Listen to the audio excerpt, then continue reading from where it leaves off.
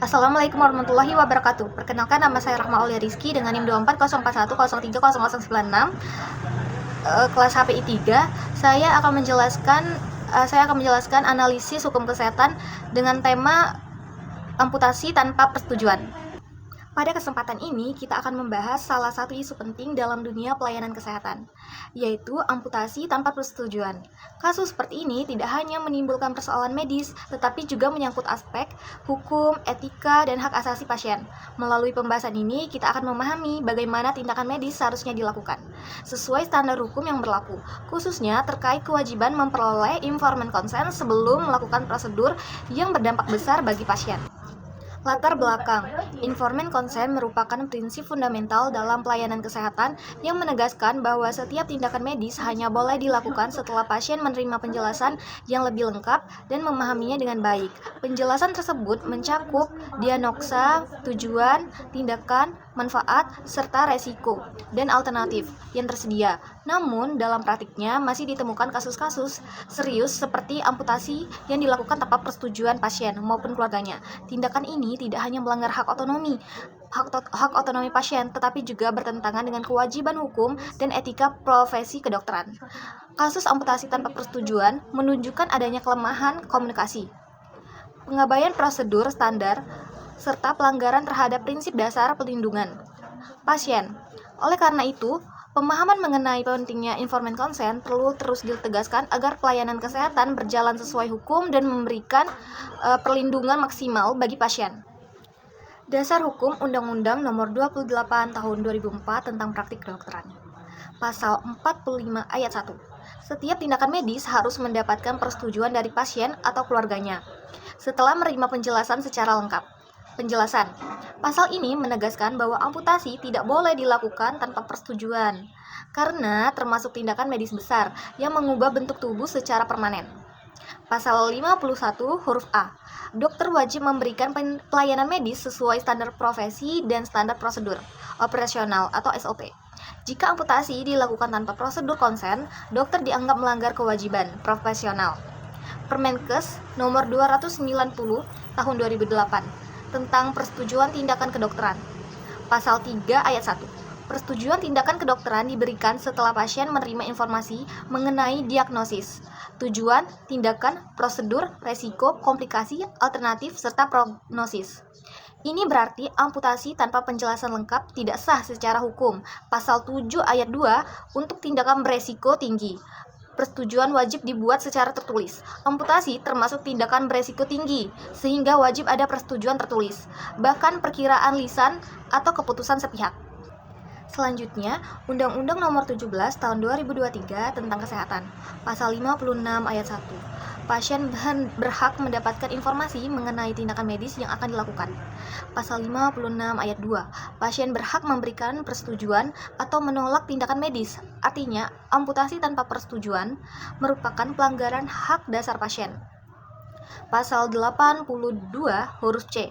Tenaga kesehatan wajib menghormati hak pasien dan menjalankan pelayanan sesuai standar profesi. Bila amputasi dilakukan tanpa konsen, maka tenaga kesehatan dapat dikenai sanksi administratif hingga pencabutan izin praktik. Kode Etik Kedokteran Indonesia Kode KI. Pasal 4. Dokter wajib menghormati hak pasien. Pasal 7 ayat 1, dokter harus memberikan informasi yang jujur dan secukupnya tentang tindakan medis.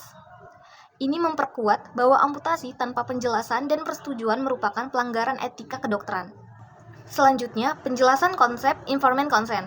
Informed consent adalah persetujuan tindakan medis yang wajib diperoleh sebelum melakukan prosedur besar seperti amputasi. Tanpa informed consent, tindakan amputasi dianggap tidak sah dan melanggar hukum. Dalam konteks kasus amputasi tanpa persetujuan, ada 4 komponen penting yang seharusnya dipenuhi. Kemudian, penjelasan konsep informed consent kasus amputasi tanpa persetujuan. Disclosure atau pemberian informasi sebelum amputasi. Pada tindakan amputasi, dokter wajib menjelaskan secara jelas mengenai kondisi medis yang membuat amputasi dipertimbangkan, resiko amputasi, kemungkinan komplikasi, dan alternatif non-amputasi. Jika informasi ini tidak dijelaskan, maka amputasi yang dilakukan menjadi tidak memiliki dasar persetujuan yang sah.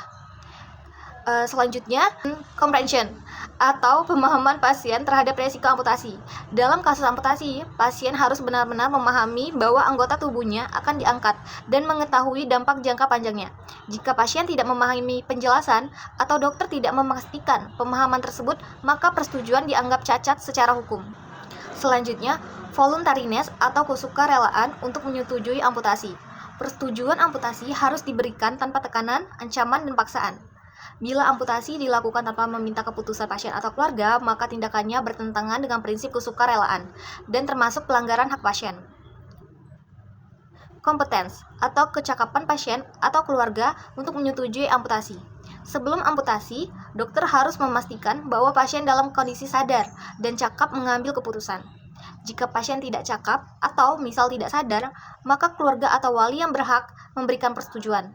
Ketika amputasi dilakukan tanpa meminta persetujuan dari pihak yang cakap, maka tindakan tersebut menjadi tidak sah secara etik maupun hukum. Selanjutnya, contoh kasus.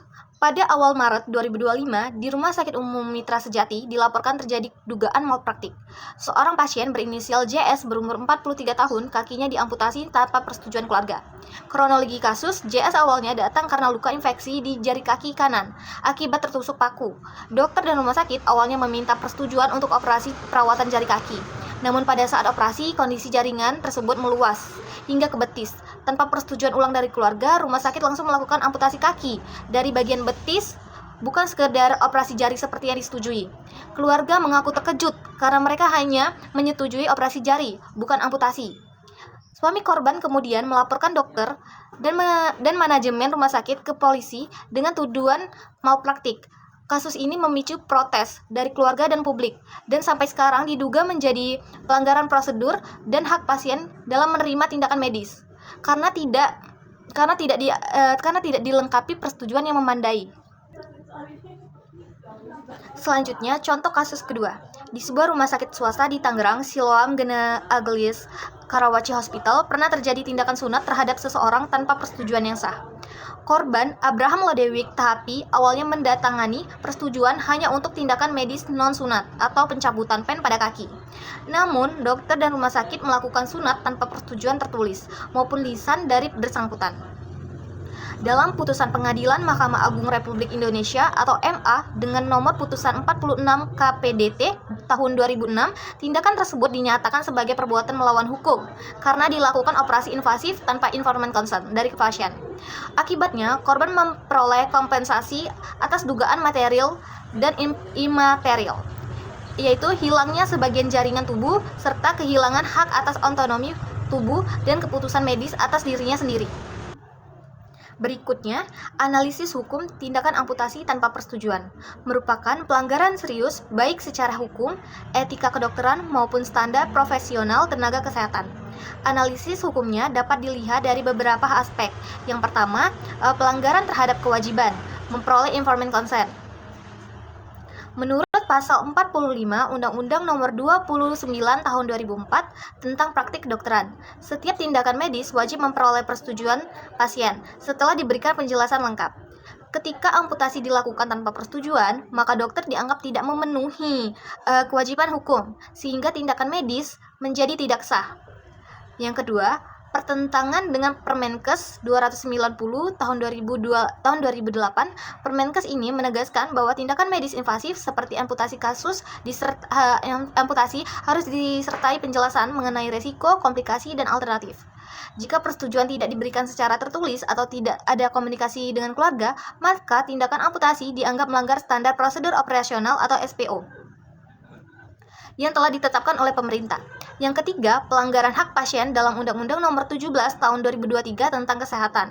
Undang-undang ini menjamin hak pasien untuk memperoleh informasi yang jelas, menolak atau menyetujui tindakan medis, mendapatkan pelayanan yang aman dan tidak membahayakan.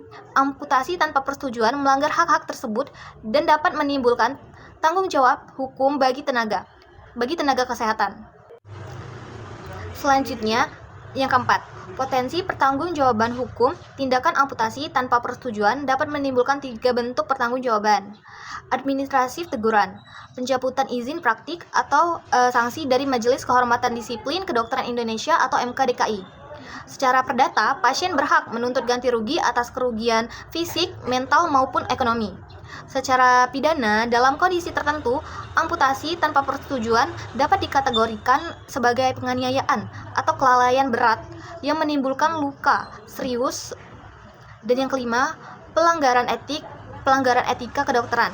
Kode Etik Kedokteran Indonesia (Kodeki) mewajibkan dokter menghormati hak pasien dan mengutamakan keamanan pasien.